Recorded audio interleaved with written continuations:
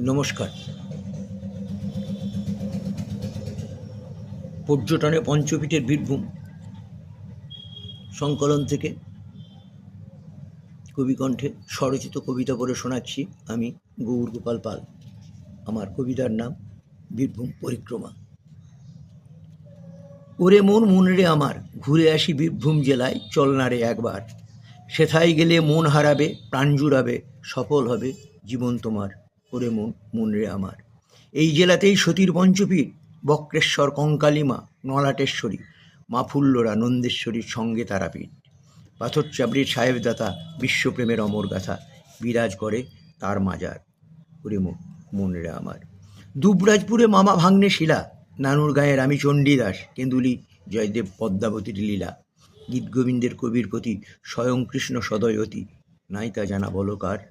ওরে মন মন রে আমার।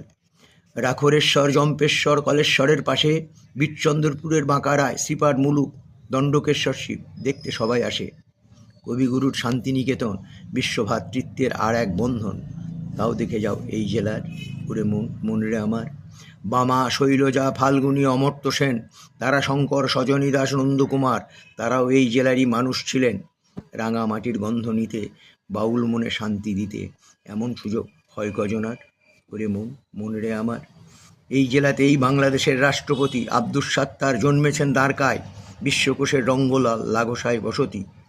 এলে নেই কোনো ক্ষতি, দেখে যাও শীঘ্র গতি, সময় কোথায় হাতে আর। ওরে মন মন রে আমার। শ্রী প্রণব মুখার্জি নামটি যার, যিনি এই ভারতের রাষ্ট্রপতি, এই জেলারই মেরাটি গ্রাম নিবাস তার।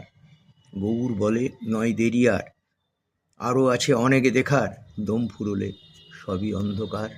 ওরে মন মন রে আমার।